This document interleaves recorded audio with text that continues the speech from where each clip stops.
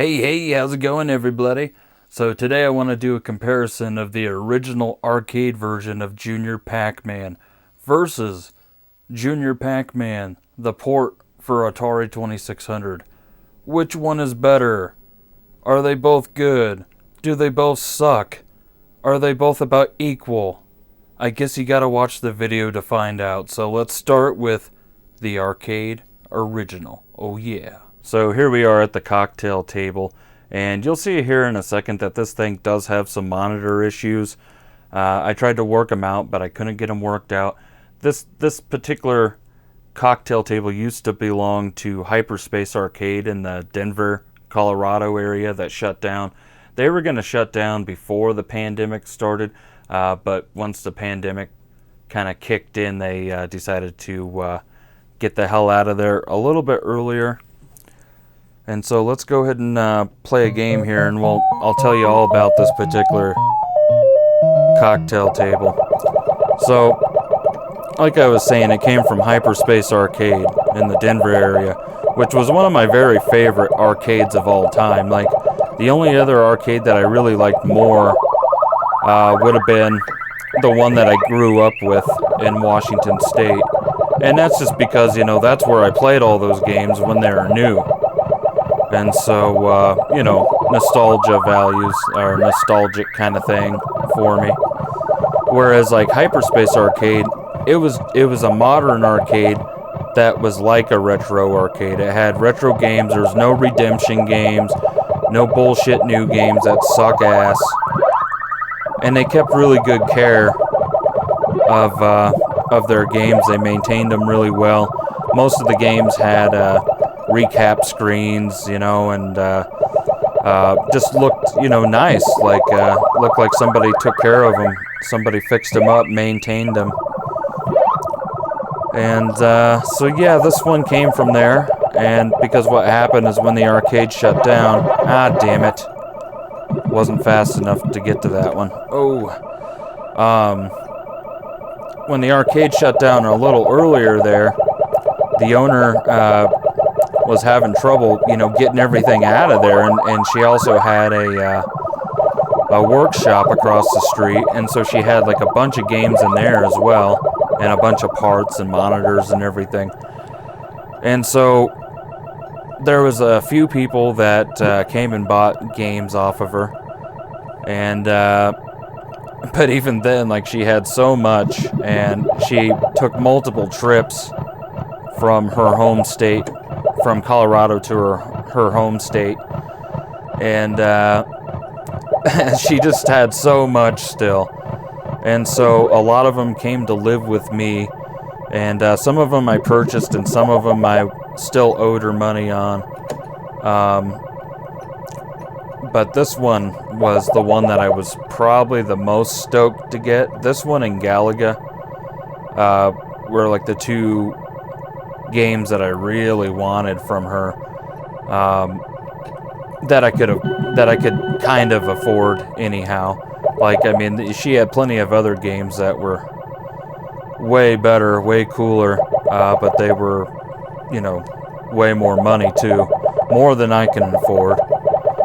But because of her helping me out and everything, like fucking, I was able to basically bring. Oh, I got surrounded there. Got cornered.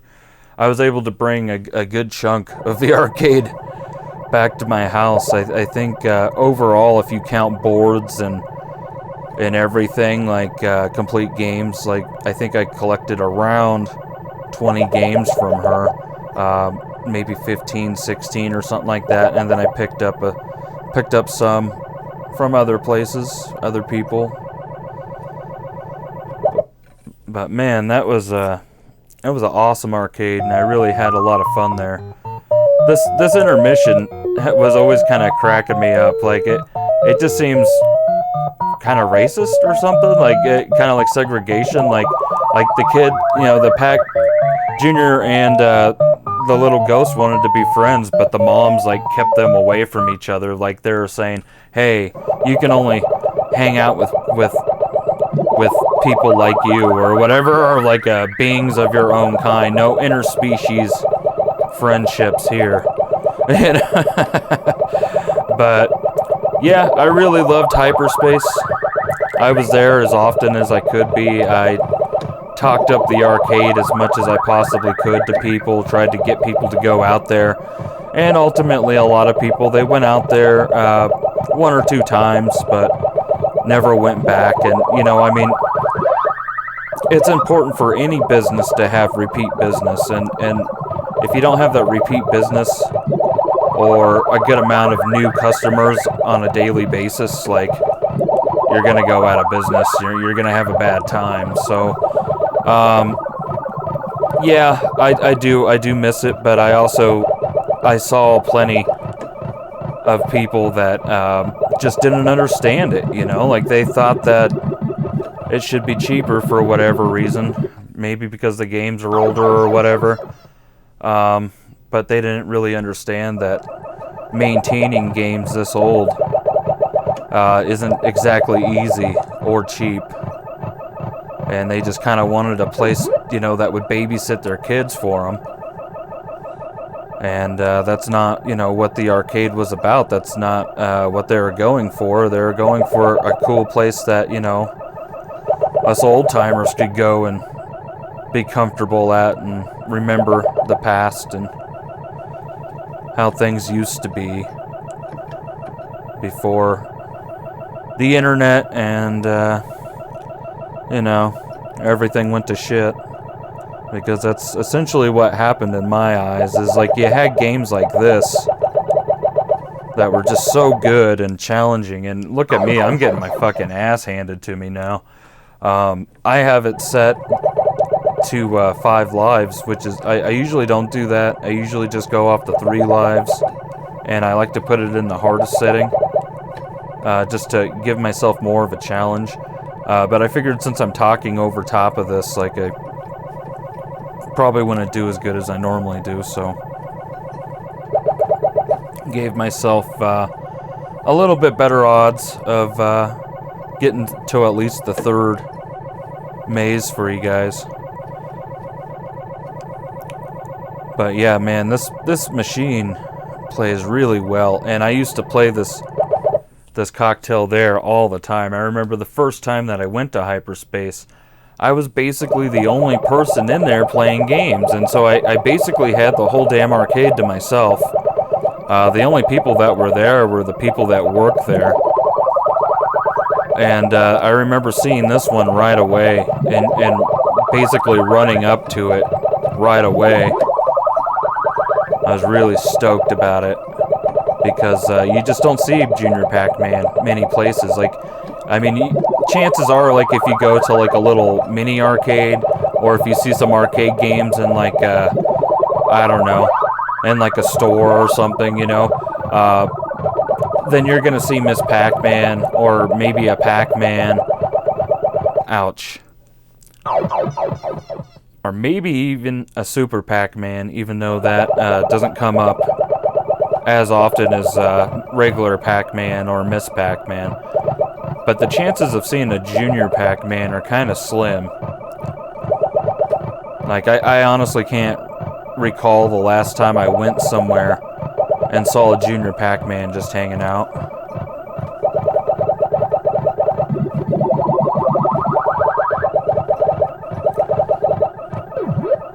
But yeah, I love this game, man. Oh, and I just ran right into that guy.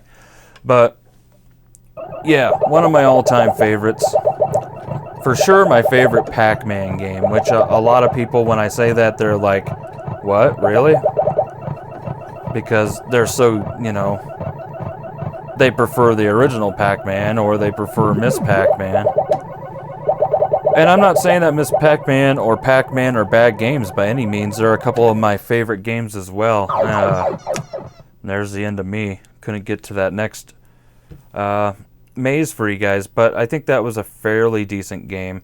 I typically do better than that with the 3 lives, honestly. I typically get to about the 4th maze before I shit out like that. But like I said, I was talking, couldn't really focus and all that. But yeah, this is just a really great game. And Pac-Man and Miss Pac-Man, also great games. But this one, you just don't see all the time. And so, yeah, there's the arcade game. I love it. It's great. Let's go ahead and move on to the Atari 2600 port now. Hey, this is Brian Posehn, and you're watching Sinistermoon's Retro Reviews. Remember to like, comment, and subscribe.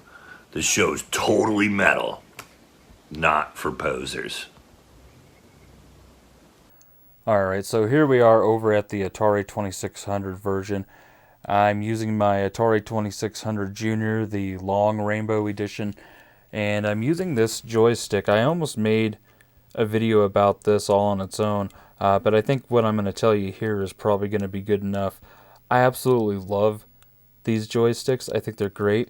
They work. You can set them to either 4-way or 8-way, and they are just made for maze games. Like if you want a really nice stick for Pac-Man games, this is it right here. I love this thing. It's great. And so we're going to be using this TV that I just got. It's a 14-inch CRT Toshiba that came out in like 2005, 2006, something like that. One of the last, really nice CRT TVs that you could get in a 4:3 aspect ratio, and it just has a brilliant picture on it. I love it. So let's go ahead and play. And you can tell right away that it's not going to look as good as the arcade original, obviously. But, with considering the limitations of the Atari 2600, it actually looks quite astonishing. And it plays really well. I mean, you can see how fast Junior Pac-Man is moving. It doesn't seem to suffer any kind of slowdown or anything like that. And another thing that they did with this port that I thought was really cool is obviously since your TV isn't like in a vertical position. Oh man, that guy came out and got me. They had to kind of rework it. So like the game doesn't like scroll to the left and to the right like the arcade game does, but instead it scrolls up and down. And that's how they're able to get basically the 3 screens into one, like the arcade game does. And I just think that's really awesome. They didn't cheap out on this game at all, and it shows.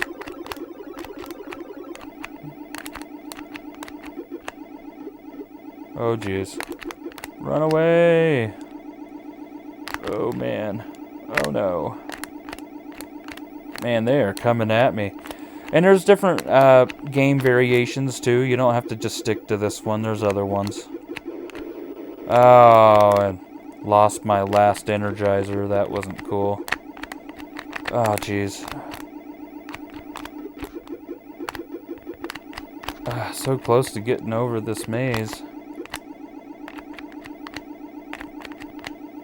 Oh, man. Getting real close, guys. Ooh. Almost. Oh, I got surrounded. Oh, no. Oh, no. I was so close to beating that maze for you. But basically what I was going to say once I beat that is that there isn't any kind of intermissions here. There isn't, any of that.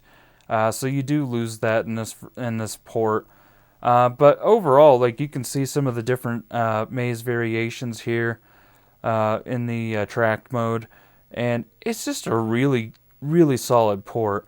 As far as which one is better, obviously the arcade original is the best. It's the most technologically advanced. Like it looks better, it plays better, and whatnot.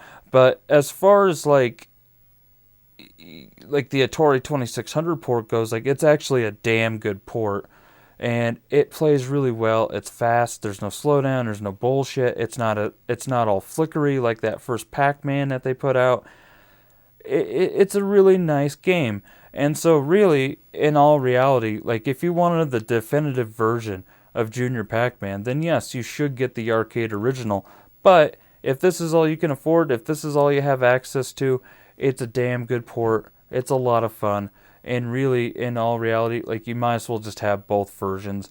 And, like if you can't afford the arcade original, then you should most definitely play it on MAME or any other way that you can play it. Use a good 4-way joystick, and you should be fine. But yeah, so with that said, I think that I think that this port rocks, and I think that the original rocks, and play both of them if you can. All right, so there's that cocktail. There's the Atari 2600 version, but if we come over here past my RoboCop machine, look at that. There it is again, Junior Pac-Man, but looking even nicer than what it looks like over here on this cocktail. So, what the hell is this thing? Isn't that a Galaga cabinet? Well, yes it is, but I have a Junior Pac-Man, a Super Pac-Man control panel on it, and it's actually running BitKit. And so, BitKit is amazing, and I plan to do a review of that all on its own. But you can see here that it looks damn good, and it plays damn good. I love this. And so really, because I have this, I don't really need that anymore now, do I? But yeah, look for my BitKit review sometime in the near future. I know I've been kind of slacking on videos nowadays. I just have so many dang projects going on, and there's so much weird shit going on in the world nowadays, it's hard to even focus on things, you know what I mean? But yeah, I love Junior Pac-Man. I hope you guys do too. And if you don't have the arcade original, don't be upset, because that Atari 2600 port is pretty awesome. Until next time, stay sinister. I'm going to play some more Junior Pac-Man. Freaking love this game.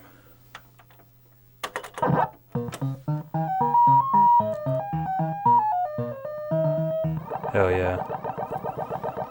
Hey, this is Tommy Chong, and you've been watching Sinistermoon's Retro Reviews. It's far out, man, and remember to like, comment, and subscribe. Next time you see us, come on up and say hello. Identify yourself, dude. And maybe we'll share a doob together. Sinistermoon's Retro Reviews.